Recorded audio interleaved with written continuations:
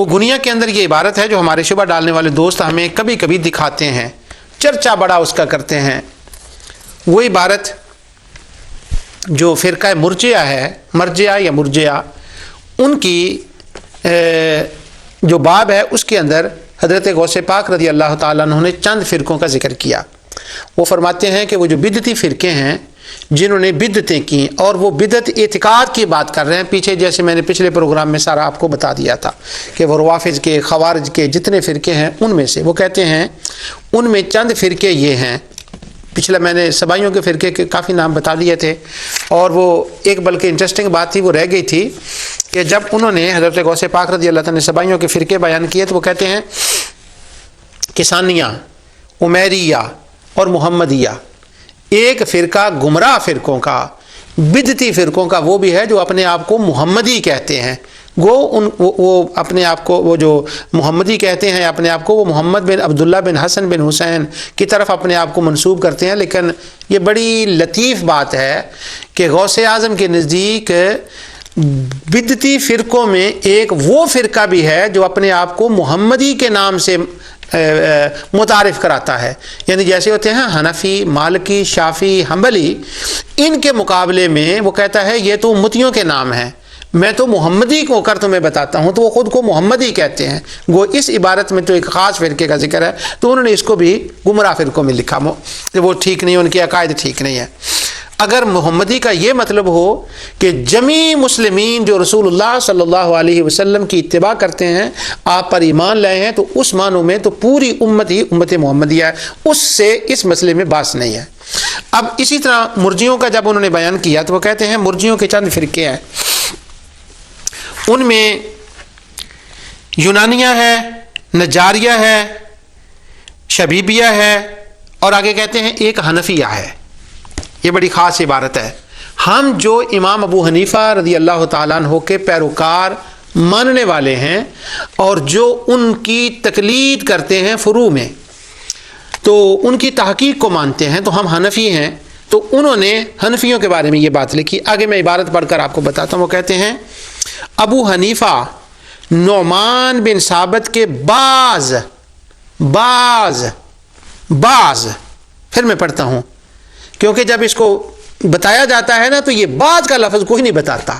بس وہ کہتے ہیں امام ابو حنیفہ کے جو پیروکار ہیں وہ بدعتی ہیں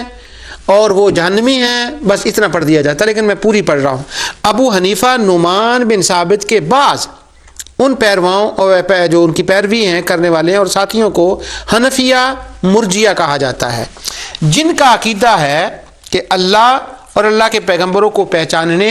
اور ان تمام چیزوں کا اقرار کرنے کا جو اللہ کی طرف سے آئی ہیں اس کا نام ایمان ہے۔ برہوتی نے اپنی کتاب الشجرہ میں اس بات کا ذکر کیا ہے۔ اس میں دو پوائنٹ ہیں، ایک تو یہ کہ امام ابو حنیفہ کو انہوں نے بدعتی نہیں کہا، نہ انہوں نے ان کو گمراہ کہا ہے۔ ہاں، امام ابو حنیفہ کے بعض ماننے والے، بعض ان کے پیروکار جو ہیں وہ ان کو مرجئہ کہا جاتا ہے، اور یہ بات غوث اعظم رضی اللہ تعالیٰ عنہ نہیں کہہ رہے، وہ کہتے ہیں یہ برہوتی نے کتاب الشجرہ میں کہی ہے۔ خیر، اب میں اس پر بات نہیں کرتا کہ کتاب الشجرہ میں اگر یہ بات برہوتی نے کہی ہے تو اگر وہ بات غلط تھی تو حضور غوث پاک رضی اللہ تعالیٰ نے اس کو نقل کیوں کیا۔ اب میں غنیت و طالبین میں یہ کہہ رہا ہوں کہ اس کے اندر یہ عبارت یہاں پر لکھی ہوئی ہے، لیکن بعض کی بات بڑی خاص ہے کہ بعض ان میں سے یہ ہیں، حنفیہ کو انہوں نے نہیں کہا اور امام ابو حنیفہ رضی اللہ عنہ کو نہیں کہا۔ جہاں تک امام ابو حنیفہ اور ان کے ماننے والوں کا ذکر ہے، وہ اسی کتاب غنیت الطالبین میں دوسری جگہ یہ اقتباس بھی پڑھنے کے قابل ہے۔ ہمارے شبہ ڈالنے والے دوست ہمیں کہتے ہیں کہ صرف 11ویں کھاتے ہو، غنیہ نہیں پڑھتے۔ میں کافی حد تک اس بات سے اتفاق کرتا ہوں، اہل علم کی میں بات نہیں کر رہا، وہ تو غنیہ کے حافظ ہوتے ہیں، وہ تو 11ویں شریف کا جلسہ آتا ہے تو ایک ایک باب غنیہ کا بیان کرتے ہیں، فقر کا بیان کرتے ہیں، ختم القرآن کا بیان کرتے ہیں، گمراہی فرقوں کا بیان کرتے ہیں۔ ماشاءاللہ، اللہ تعالیٰ ان کے علم کو سلامت رکھے، جو کوئی اہل علم ہے وہ پڑھتے ہیں، لیکن عام لوگوں کو وہ سبق دیتے ہیں، کہتے ہیں غنیہ پڑھا کرو۔ اب پڑھتا ہوں میں، یہاں پر انہوں نے کہا امام ابو حنیفہ کے بعض ماننے والے، لیکن جب شبہ ڈالنے والے دوست یہ عبارت پڑھتے ہیں نا تو وہ بعض کا لفظ بھی نہیں پڑھتے، اور پھر وہ پیروی کرنے والوں کا لفظ بھی نہیں پڑھتے، وہ سیدھا ڈائریکٹلی شوٹ کرتے ہیں امام ابو حنیفہ رضی اللہ تعالیٰ پر. وہ کہتے ہیں وہ 11ویں والے پیر نے ابو حنیفہ کو گمراہ کہا. استغفر اللہ العظیم. ایک تو حضرت امام ابو حنیفہ کو انہوں نے نہیں کہا،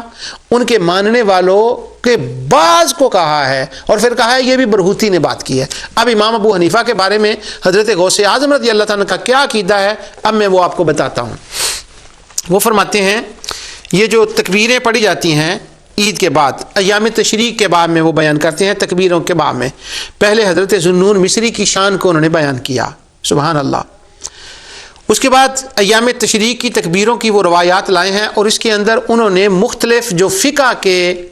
ماننے والے ہیں، شافعی، حنبلی، مالکی، ان کے مسائل کو بیان کیا کہ ہر ایک کے نزدیک اس کا مسئلہ کیا ہے. تو وہ کہتے ہیں کہ حضرت علی رضی اللہ تعالیٰ عنہ عرفہ کے دن فجر سے آخری یوم تشریق کی عصر تک ہر نماز کے بعد تکبیر کہتے تھے. ہمارے امام احمد بن حنبل کا یہی مسلک ہے. اور آگے وہ کہتے ہیں امام قاضی ابو یوسف اور محمد بن حسن الشیبانی جو امام ہیں اور امام اعظم ابو حنیفہ کے شاگرد ہیں، ان کا بھی وہی مسلک ہے، ان کی بھی وہی رائے ہے اس بارے میں جو امام احمد بن حنبل کی رائے ہے. یہاں پر اگر وہ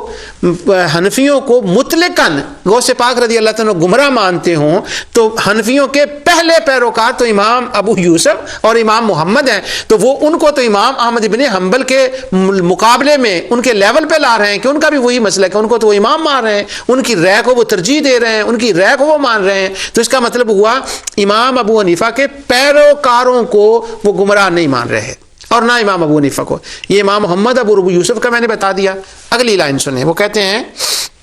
حضرت عبداللہ بن مسعود رضی اللہ عنہ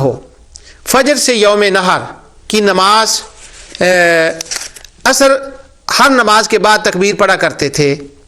امام اعظم الامام الاعظم امام اعظم ابو حنیفہ نعمان بن ثابت کا بھی یہی مذہب ہے. سبحان اللہ. وہ امام اعظم امام ابو حنیفہ رضی اللہ تعالی عنہ کو امام ابو حنیفہ اور امام اعظم کہہ رہے ہیں. اس کا مطلب یہ ہوا کہ وہ امام ابو حنیفہ رضی اللہ تعالیٰ عنہ کو نہ تو وہ گمراہ کہتے ہیں اور نہ وہ امام ابو حنیفہ کے ماننے والوں کو گمراہ کہتے ہیں.